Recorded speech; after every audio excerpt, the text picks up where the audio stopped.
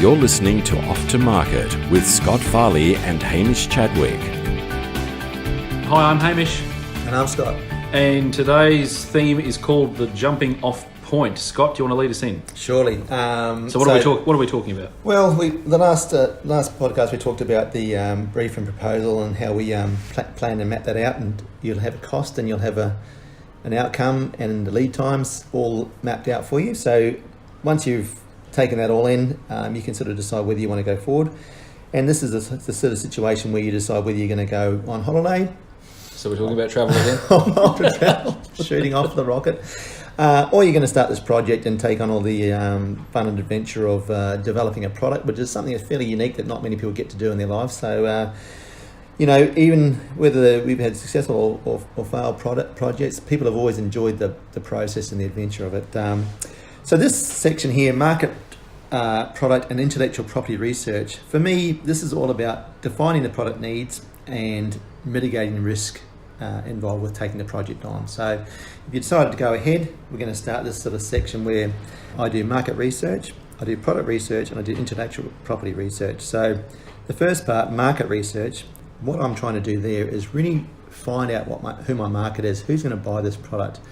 And the way I do that is I really just go out and look at who's going to be buying this product, what they're willing to pay for it, what their mindset is, get into their psyche and try and walk in their shoes. And then by doing that and not focusing on other products that do the same thing, you're really just taking things back to base principles and solving the problem for the market. And so in that process, I can sort of walk in someone's shoes and define all the needs and wants of that project. And once they're all listed out, then you can start sort of mapping the product out to where it should go. So I'd just like to ask Hamish, for me, from a product development point of view, it's all about technology and trying to fulfill the needs of the market.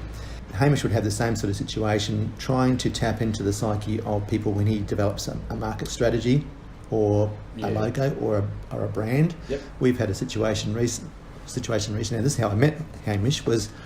I'd been to a number of consultants who do naming and logos and graphics, and we had a product which was very unique. It's never been done before. It's in an area that's very crowded, so it had to have a name that stood out, and it had to be very, very relevant. And we just couldn't get it.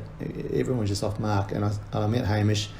He took the project on, and he killed it. Absolutely nailed the name. It's been really a really big part of the licensing program, and the multinationals have loved the name as much as the product. So I'd just like to ask Hamish, I guess, from your perspective, how do you tap into the psyche and what are you looking for within marketing? I know I can't do it, but you must have ways of going about that. Well, it's a very interesting question for me because Scott has often put me on the spot and said, well, what's your process? And it's an interesting one if you deal with these problems every day. When someone asks you, how do you do it? I don't use a Gantt chart or anything like that. It's the way I approach any project is to, first of all, you've got to immerse yourself in the concept, the idea, get to know what it's all about, grab a hold of it if you can, if there's a prototype. But really, I look at it from a very pragmatic perspective. I look at the market where the product is going into and then immediately think, okay, someone has got $1 to spend. The objective of the inventor, and obviously Scott as well, is how do we separate that dollar from that person? How can we get them to take it off the shelf and take it to the counter and purchase it? Show me the money. Show me the money, that's right. And that's got really nothing to do with traditional market research methods. You've got to look at a product from all angles and look at how do we build an emotion to the product, how do we build a need to the product. That's really what you're doing, isn't it? You're really tapping into emotional triggers of the market. Sometimes. Whereas for me, they're going to pick it up, touch, feel them, and there's also definitely emotional triggers to how things feel or how they click open or shut and everything. But I always say you really have to make these guys dig into their pocket. Well, yeah. And the thing is, I'm very. I come with a huge. People that have worked with me know that I come with a huge dose of cynicism a lot of the time. When someone comes to me with their baby and says, this is an amazing product, the first thing I say, well, that's amazing. You think it's amazing, but how do we get the rest of the world to think that it's amazing? And that is the trick. There is being able to work out how you get people to actually even consider the product. And what I mean by that is, are people just going to walk past it on the shelf because it is unique? The problem with something that it is unique is that they don't have any reference point. And then on top of that, depending on the price point that you need to sell that product at, what the hell else could they spend that dollar on? So when Scott was talking before about looking at the market, how do we put ourselves in the target market's shoes, I'll also put myself in the target market's shoes and say, okay, let's just say a product's worth $2,000, $3,000, $4,000, $5,000. What else is also worth $2,000, $3,000 or $4,000? Is it a flat screen TV? So I've got to look at it from a perspective that someone could spend the money on your product, or they could spend it on something else which they do know, are familiar with, and maybe they feel better about in their lives. It's not feel better, but something that they know is a sure bet. I mean, a flat screen TV is pretty obvious. It's good. You can chill out. You can watch movies, whatever. Or do they buy your product and it's going to make an aspect of their lives easier? So, I mean, you've heard of.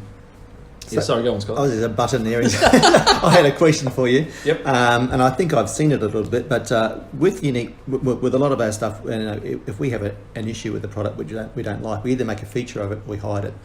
Okay. And I've seen with you, maybe, and you can correct me if I'm wrong, but with a unique product, because it's got to stand out amongst the crowd, I feel like you might use a little bit of shock tactic in your marketing strategy. Is that correct? Or?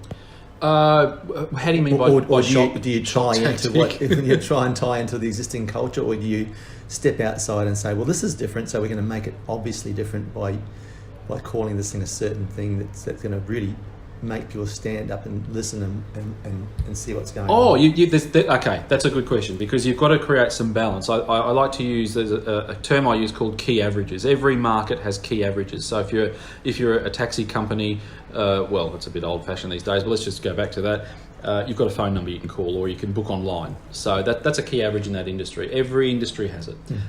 The trick with a unique product is understanding what the associated products in your market, if there are any, what those key averages are. You've got to satisfy those key averages, and then you've got to build difference on top of that. You can't isolate yourself too much with a new product to the extent that people don't know where it works, how it works, more so where it fits in, and then you've got price on top of that, which is another subject altogether. Is how do they relate that back to what they already know or think they know about your product? And that's why I just wanted to quickly mention things like SWOT analysis. Most people know what that is. It's a strengths, weaknesses, opportunities, and threats. What I will say in this market with new inventions is that people get a little bit carried away and they do their own SWOT analysis, and they'll come back and they'll say, oh, well, there is no weakness to my product and there are no threats. But again, like I've said before, you've got to be thinking laterally about what other people can be spending their money on. And I keep this in mind all the time when I'm doing a naming project or a branding project for a new product, is always bringing it back. I'm not trying to just push the differences, because those differences may isolate it to a point where no one understands it and is not willing to part with their money. So that's the trick with the marketing there. You've got to be very, very careful. Yeah, I think with unique products too, especially if you're going to go and present to a multinational who sees hundreds of products a year, the naming is critical. The logo is critical. It has to be 100% right, 99% at least. With the product development, it has to be functionally perfect. It has to have a really good user experience. It has to be refined manufacturing-wise. It has to have everything ticked off and be really on the top level. Unless you walk into this meeting and you just get cut to pieces. So everything has to be done right. And I've seen it with Hamish's work. The stuff that comes back, I'm emotionally attached to the name that comes back to it, the logo and everything. And I think that's such a critical thing to have for these sort of developments. The next stage, I guess, that I do is after the market research, of sort of walking in their shoes. I'm defining the project needs. I do product research, and that's really to get a feel for what else exists that solves the problem. There's two reasons for this. It's not so I can copy it or make it better or whatever. I don't usually do that. I usually just start with a whole new set of criteria and do something unique, and that's where the patentable aspects come from. But what it does, it gives you a price point. What are people willing to pay for a product in that field? And it does also make sure that if there's a product out there that you might not have seen, you become aware of it, because the worst thing you possibly do is start this project, develop a product up, and there's a bloody great product already there that does the same thing, and then obviously you're just wasting your money. So all about risk mitigation and building your product on rock rather than sand.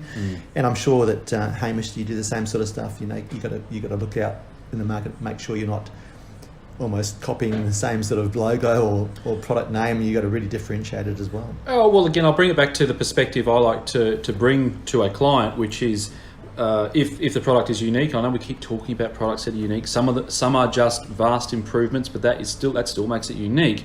Is your target market is getting along very well day to day without your product. What you're bringing to market is special. Yes, it will help them improve their lives, or an aspect of their lives, potentially. But what you have to remember is that they're not using it today. They're getting by.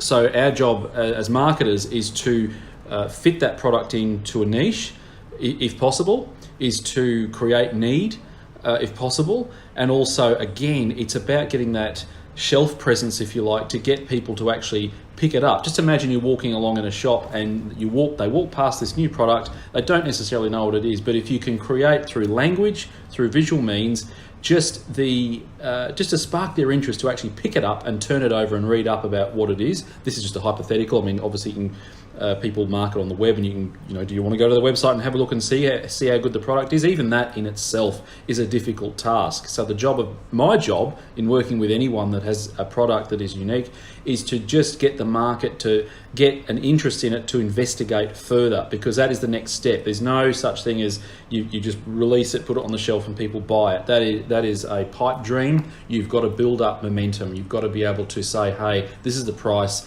and we want you to pay this, and they've got to feel as if there's good value in that. So there's a whole lot that's going on behind that to make sure that can occur. So you've got to market need. Yeah, so you've really got to get to know your customer and buyer, their age group, even where they live. But what you've got to try and determine is what their priorities are now, and how do you work back from that point to say, hey, yes, this is something new. You've got to try it. It's a little bit expensive, or maybe it's not expensive, but even so, it's new. You haven't got it. This is the reason why you've got to have it. All right. So we've researched the market. We know what the market needs. We've defined we've defined the product needs. We've established there is a need in the market. We've done the product research, so we know that nothing else exists that's similar. So we've actually got something to develop, a hole to develop into. The next thing I do is an intellectual property search, and intellectual property is all about the patent, what exists, what we call in this industry prior art, is things that exist in the same field. And you can start off very simply.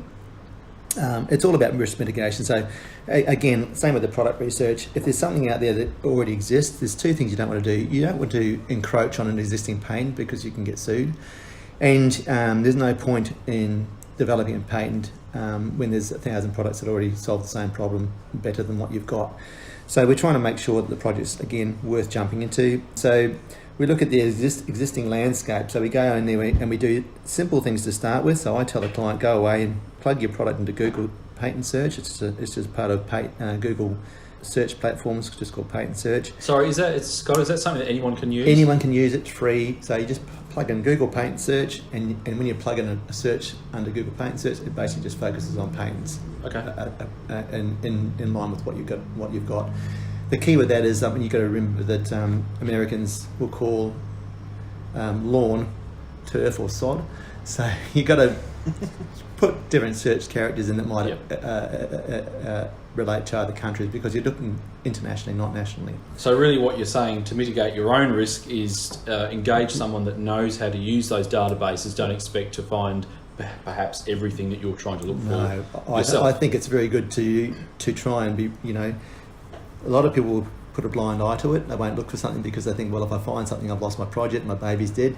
But you just got to go and do it. You've got to do... a classic example is a couple of young lads walked in here and they'd spent way too much on a patent and were well down the track without a product. And as they sat down, before the meeting, I just did a quick Google search on Google Shopping only, and I came up with 20 different products, which pretty much blew the patent that they had out of the water. It was an absolute waste of money, and the money they'd spent on the patent so far, they could have almost got to prototype stage with a product that I would have defined around that landscape. So I'd looked at the landscape to start with, all the other prior art, say this is all done. How can I add something that's a point of difference to that product in that area to give you a product to sell? And it was a real shame because they came to me after the patent attorney, and then it was all us about face. Yeah, so it really goes back to my original point, which is you've got to surround yourself with people that you can trust, but you've got to question. You also got to be very any advice that you give. I mean, any advice that I give, question it. Yep, so exactly question Scott. Right. Yep. I say no, attorneys Scott. and anyone else. Question yourself. Is this worth doing or not? Be critical. So you can do Google patent search. You can do Google shopping search. If anything's worth developing, it's been developed, it's probably on some sort of shopping platform online these days, which is really, really easy. So really what we should be doing is going to Wish or Alibaba or Amazon. Amazon, anything like that. Yeah. And just search it out yourself. It's free. And then basically you can go down to the shops that sell products in that field and go down the aisle and have a look. If it's there, don't do the project. If it's not there, well, you've got a hole to fill. Or correct me if I'm wrong, sorry, even if it is there, your job is but if your job as an industrial designer, you can manipulate it and change it to such an extent that you could get a patent. Is that correct? Certainly done that many times. Yeah. Probably not every industrial designer can do it, but inventive industrial designers can certainly do it. Yes. You have to have that level of invention, and invention and industrial design are two completely different things. So don't get them confused. Industrial design is all about taking an invention and making it manufacturable and marketable. Invention is about coming up with new and unique ideas that are patentable. A patent is only based on two things: whether it's novel and whether it's got an inventive step. So this is all about whether it's novel. So we do the Google search, we go to the outlets, we have a look, we make sure it's not being done already. And then what I also do is I will employ a professional at that point. Once we've done all those quick searches that are free and cheap, it's around about $1,500 to do a fairly elaborate search from a professional who can put in search terms and databases that I'm yet to find. I've forgotten more than I'll ever learn about that sort of stuff. So you're talking about an intellectual property lawyer? Intellectual property search professional. Okay. So they're not a lawyer in particular, not an attorney usually. They're just usually someone that sits outside those people and offers a service to them. It usually takes about a week, but it's really, really worthwhile because you then know that if something exists, you know how to get around it. If something exists and you can't get around it, you know not to do it because you don't want to get sued. You don't want to put all this money into a project and put it to market and someone goes, hey, I'm already doing that. Either stop doing it or pay me a licensing fee to do it. So that's that's sort of like this whole section is all about defining the project needs and mitigating the risk of going into the project, jumping off the plank into the crocodile-infested waters. That's right. Or just making an educated decision whether to do the project or whether to go on holiday. You've been listening to Off to Market with Scott Farley and Hamish Chadwick.